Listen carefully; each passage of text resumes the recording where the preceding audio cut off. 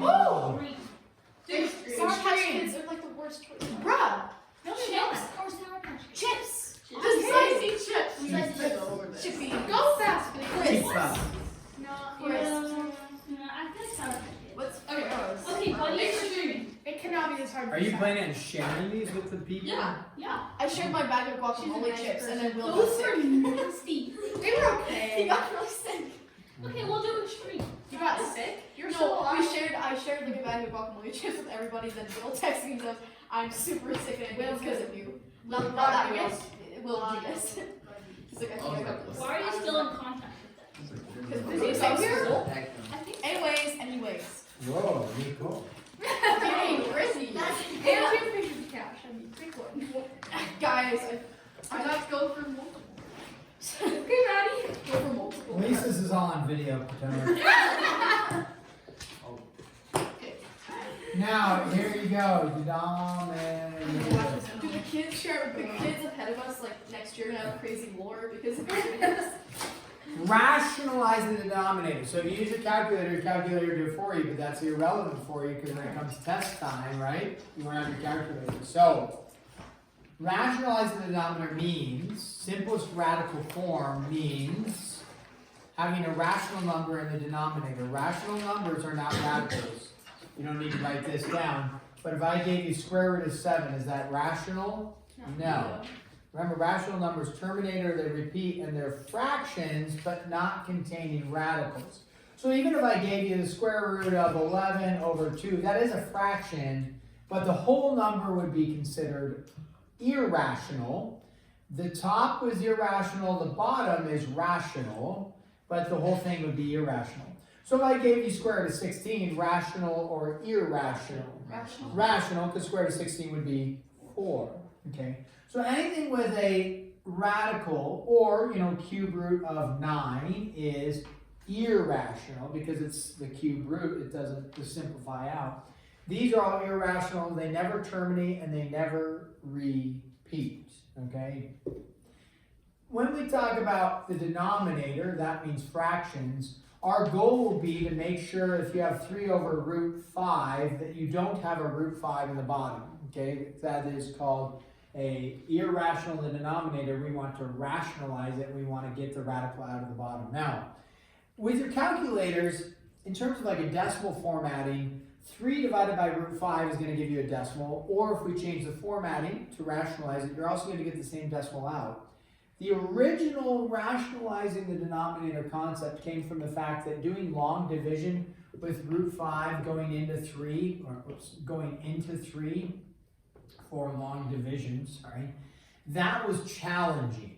Okay, so they did this rationalize the denominator when you had to use long division. Now, a lot of mathematics notation especially is based off of this concept of getting the radical out of the denominator. So even though your calculator will do both for you just, easy, that's not the point. The point is to understand notation in mathematics. It won't change. The notation is stuck. You're stuck with it. So that's why we still teach rationalizing the denominator.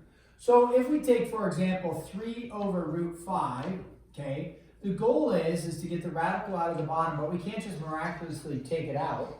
So you cannot square the top and the bottom to get rid of it. You can't do that. But you can always multiply something by 1. So anything multiplied by 1 stays the same. So we're going to multiply this by 1, but we're going to make it look a little bit different, meaning root 5 over root 5. What's square root of 5 divided by square root of 5? 1, right? And so you're actually just multiplying something by 1. It'll make it look different, but it doesn't change its value. So what we end up with is 3 times the square root of 5. On the bottom, I'll show the step, but square root of 5 times square root of 5 is square root of 25. Well, what's the square root of 25? 5. And so now we have this, and that would be rationalized, meaning the radical is out of the denominator, and so we have a rational number in the denominator, and that is in simplest radical form with a rationalized denominator. Now, if you were to compare, the two things that we had, we said, okay, we started with 3 over root 5, we ended with 3 root 5 over 5. This is called simplest radical form, but it's interesting is it actually looks more complicated than this, right? We have 3 numbers now compared to only 2 numbers. However, and if you did this on your calculator, this divided by this, you'll get the exact same decimal as this divided by this. Again, the purpose though is to learn the notation of other things in mathematics where the radicals are always out of the denominator. And they originally did this because dividing this into this was easier than doing this into this. And so they came up with this methodology. Okay? So that's, you can't leave radicals in the denominator. So we'll call that, I guess, number 1. Let's call this number 2. What if I have, no, not 2, 3. Let's say I have, yeah, this is a good one. 2 divided by root 2. Okay? So 2 divided by root 2. The goal is to get rid of the radicals, so you need to multiply top and bottom by by 1, technically, right? And so what are you going to multiply by? Well, you don't want to multiply by, the square root of 7. That would make no sense, right? You want to multiply by whatever the denominator is in this case. And so you multiply top and bottom by square root of 2. When you do that, on the top, you get 2 times the square root of 2. Hopefully, we can start recognizing what's the square root of 2 times the square root of 2? Square root of 4, which is 2. And so you're just going to end up with 2 on the bottom. Now, in this case, what happens? The 2's cancel. Don't forget to cancel that. And you would just be left with square root of 2. So it's interesting. 2 divided by the square root of 2 is the same thing as square root of 2. Those are the exact same number. Okay? So rationalizing the denominator. So when we'll keep going along in this. There's other ways we can go. This will just say simplify then. So, which if we have a radical in the denominator we need to deal with. Let's say I have square root of 30 over there we go, square root of 5. Okay, when you have the square root over the square root, can you combine square roots and square roots? Answer is yes. Can you combine if this was the square root and a cube root? Could it combine? So when you have the square root of 30 over the square root of 5, that you can combine. If you wanted to rewrite, you could. It's the same thing as saying 30 divided by 5. You could do that. Or you can mentally just say, oh yeah, the square root of 30 divided by the square root of 5. 5 goes into 30 how many times? 6. And so you just have the square root of 6, and that would be it. Okay? I am tweaking. Oh, okay. Word. It'll be all right. Okay, now let's say we have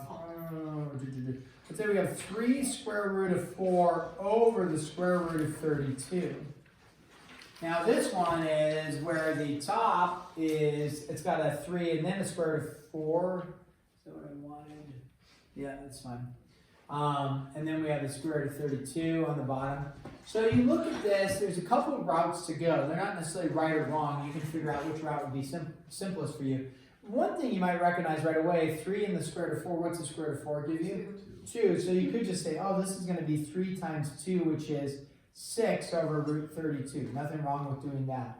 Now the issue on the bottom is, do I have a radical in the bottom? Yes. Do I need to get it out of the bottom? Yes. So we could follow the same logic that we did over here. We had a root 5, we multiplied by root 5. We had a root 2, we multiplied by root 2.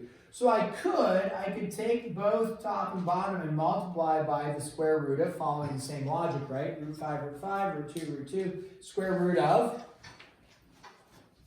32, right? And then that also has to go to the top. So you can do that. That's great. Nothing wrong with that. On the top, we'll show a couple steps here. Square root of 32. On the bottom, what's square root of 32 times square root of 32? Well, you don't need to worry like what 32 times 32 is, because we're seeing, hopefully, that the square root of 5 times the square root of 5 is 5. The square root of 2 times the square root of 2 is 2. The square root of 32 times the square root of 32 is 32. Okay, so we look at that. Now, are we done? No, we got to go, okay, what goes into 6 also goes into 32. What number is that for us? Reducing the fractions. I'm going to move this up here. What would we get? 3 times the square root of 32 divided by 16, right? 2 goes into 6, 2 goes into 32. But then you look at, you're like, oh, the square root of 32, do I need to simplify that radical?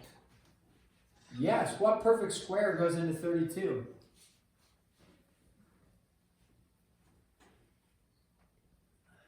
16. 16. So you would have to say 3 times the square root of 16 times 2 all over 16. What's the square root of 16? This takes us back to 10.1 or whatever we were doing this in. 4. So we'd say 3. I'll show the steps so we see where our numbers are coming from. All over 16. You could write, you know, if you didn't recognize that it's going to cancel, you write 12 root 2 over 16. Then you're like, oh, wait, something goes into 12 and also 16, which is 4. So you end up with 3 root 2 all over 4. And then you finally get to the final value. I don't understand how like the square root's not affected when you like divide by 3 or divide by 4. It feels like it's not affected. Divide by, oh, because it's all attached to multiplication. It's a rule of multiplication. Yeah, but like when you divide by 2. Like 4 goes into this 4? and into this. Yeah, why didn't it affect the square root? Yeah, because it's since it's attached with multiplication, you can work with them individually. If it was attached with addition, you couldn't. Okay. It's like seeing this in reverse instead of division and not affecting each other. Let's say I have 3 times 2 times 7, right? Let's say I do this. Okay. Why? The question would be, well, why can I go 3 times 2 is 6 times 7? Why didn't the 3 get affected by the, why did the 3 touch the 7? Well, because with multiplication, you can work with that. Or you could work with this individually, but you can work with them individually. Yeah. So, and it's also like if I have 5 times x divided by 5, right? Mm-hmm. Multiplication in between, we never questioned that the 5s and the 5s cancel and you're just left with x. But you're asking, well, why isn't the x, divvied up with the 5? Yeah. Well, the rule of multiplication and division is those who can't cancel separate. So, yeah, it's a good question. Now, that looks like a ton of work, which it was, right? So there's a couple other routes to go. And you could have recognized that this, right away. You could have brought something out of there right away.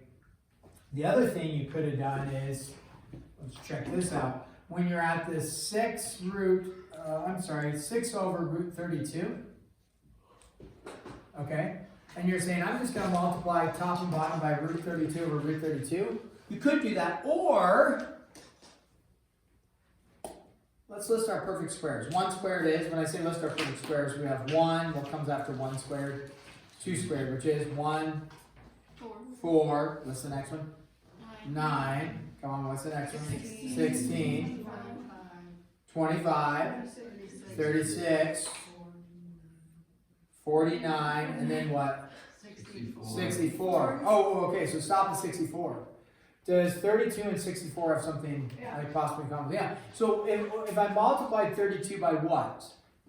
2, could I get to 64? You bet. So what you could actually do is just multiply top and bottom by root 2 over root 2. And then you'd have 6 root 2 over the square root of 64. What's the square root of 64?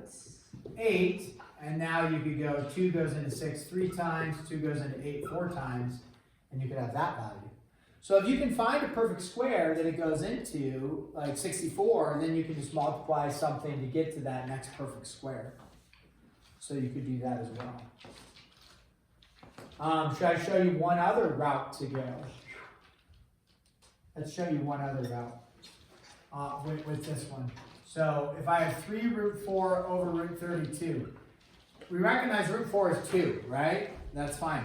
Could I also, though, have said 4 goes into 32, how many times? How many times does 4 go to 32? 8. So I could have also said 4 goes into 32 8 times, and then simplified from there. Now with that, do I want to, if I go went this route, do I want to multiply top and bottom by square root of 8 over square root of 8? I could, but what do you know? 8 could turn into what? What perfect square? 8 could turn into 16. We're looking for a perfect square, right? So you could multiply, maybe the question, what can I multiply by? I could just multiply by 2, right? And that would leave me with 3 root 2 on the top. And then on the bottom, I'd have what? Square root of 16. What's the square root of 16? 4. 4, and there we go. So that would take you from the very first step to the last step, just in a couple of steps. First, like over here, we went down and we just kept grinding away and finally got the answer. Here, doing it, from here on down, maybe a little shorter, and then that was actually the shortest route to go. But any of those routes will get you to where you need to go. It just takes a little bit of work. So now let's try number 5 here, and then let's throw in some variable expression ones. Actually, let's do this. This is 6 cubed root of 7, oh boy, divided by the cube root of 4. Okay. Now, cube roots, we all of a sudden change. We're not looking for perfect squares. We're looking for perfect cubes. So there's 2 routes to go in this one. You cannot just multiply both sides. For starters, don't do square root, right? Because a square root and a cube root don't combine. You're going to multiply a cube root by a cube root, right? So a cube root by a cube root. Now, the 4, you could say this, if you just go the cube root of 4 times the cube root of 4. It's not wrong to do. The issue, though, is it's a perfect cube. See, over here, we said square root of 5 times square root of 5. What did that turn into in the end? 5, because it's how many things you need for a perfect square? 2. Or you say wherever it was, square root of 2 times square root of 2 is 2. Or we said the square root of 32 times the square root of 32 is 32. But the cube root of 4 times the cube root of 4 is not 4. Because in a cube root, how many things do you need? 3. So you can't just write 4 here. Now you can do this, but it would be the cube root of 16. Well, is the cube root of 16 a perfect cube? No. What are our perfect cubes? 1 cubed is 1. 2 cubed is 8. 3 cubed is 27. 4 cubed is 64. So you could do a couple routes here. You could say 4 squared. 4 squared. The reason why I write it as 4 squared is I have 1 4, and then how many 4s do I have? 2. That's a total of how many? 3, right? 1 and 2 is going to give me 3 of them, and the cube root of that would be, you could say that's the cube root of 64, and what's the cube root of 64? You have to start memorizing these. The cube root of 64 is 4, which would work for us is that you would get out 4 in that case. Then on the top, you'd have to go 16 times 7. We can just keep doing this. Might as well, since I started this, and we'll finish it. What's 7 times 16? Go ahead, do the math for me. 7 times 16. 112. 112, right? So now on the top, you have 6 times the cube root of 112, like that. And then the issue is,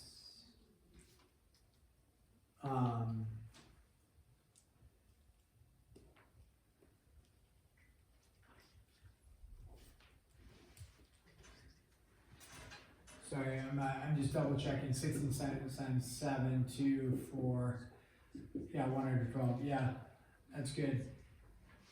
The issue is if you leave it like this, well, for starters, you would simplify, right? 2 goes in that, 3 times the cube root of 112 all over 2. And then the issue here is that you might, possibly, you'd have to double check, is there any perfect cubes that go into 112?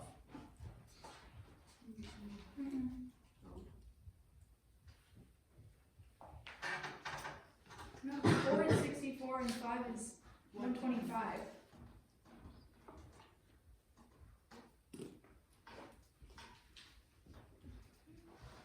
Is 8 a perfect cube? Sure. 8 goes into 112 how many times? 2. No. 1, 8, come on guys, 3, 2, 8 goes into 32, 14, right?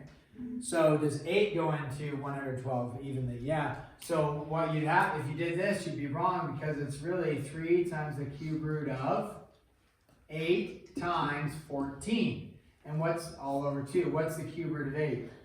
2. 2. And so you'd have to recognize, okay, that turns into a 2. And then you have the cube root of 14 all over 2. Then those cancel. And then you have 3 times the cube root of 14, and then you'd be done. So that, to recognize the perfect cube of going into 112, that could be a little challenging, right? That's, not impossible, but it could be challenging. The other route to go is right at the beginning, you got to be, if you can be savvy, you're looking for perfect cubes. What are your perfect cubes? We've already spit them out before, right? 1 cubed is 1, 2 cubed is 8. So if I can get to the number 8, do I have a perfect cube? Yes. How do I turn this into an 8? I need to multiply what? Multiply it by 2. So instead of saying the cube root of 4 squared, which did give me 4 cubed, which was 64, what if I just multiplied, don't forget it's the cube root of, 2 over 2. You're still multiplying by 1, but now on the top you get 6 cubed root of 7 and 2 is 14. On the bottom you would get the cube root of 4 times 2 is 8. And then you'd say, oh yeah, the cube root of 8 is 2. So you have 6 cube root of 14 all over 2. 2 goes into 6 how many times? 3. So you have 3 times the cube root of 14. So then, isn't that what we got down here? Yeah, so which one's easier, if you will? Well, recognizing that that turns into an 8 versus needing to turn it into a 64. So that would be beneficial. Now let's do one last one. This is number 6, I believe.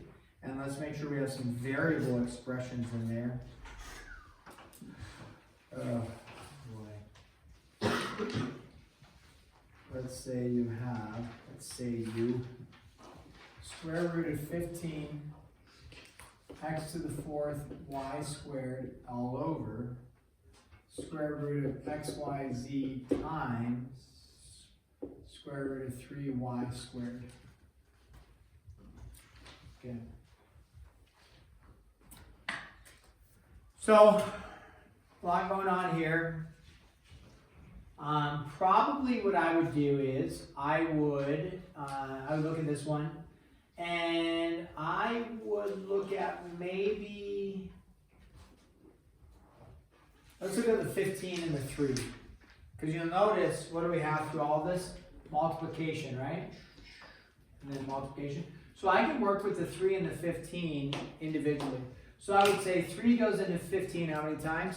5. Now we're still left with the square root of 5 on top. We're going to leave that for starters.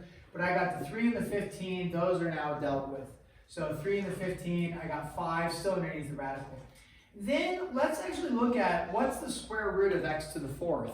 The square root of x to the 4th is, you guys have been practicing these, x squared. So that would come out here as x squared. What's the square root of y squared?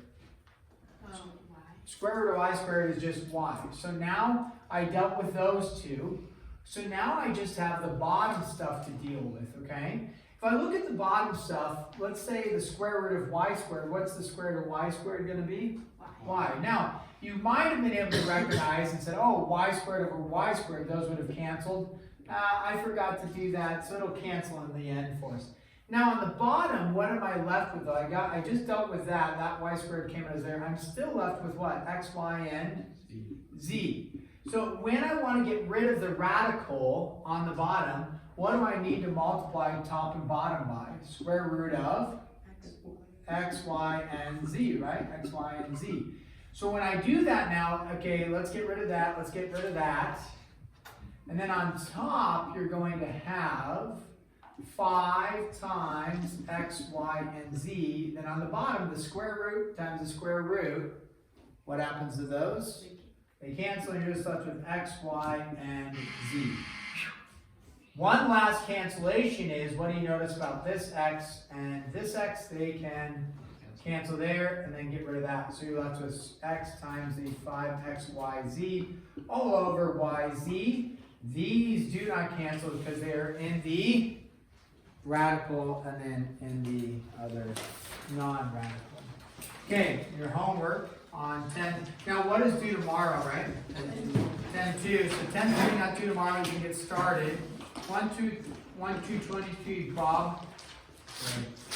14, 20, 46, and 50. So 1 through 23, Bob. Again, if you use your calculator, I'm not restricting you. I mean, I guess I could tell you don't use it, you're probably going to go home and use it. But the benefit is, will it have any benefit to you? You know, except getting your homework done really quick. But when you come quiz time, test time, You're gonna have to know how to take a problem, simple, and then, you know, work with all the radicals, multiplying top and bottom. It's a journey. So make sure you're doing it longhand to understand it. That's the goal. Did you want me to edit out the beginning about your board?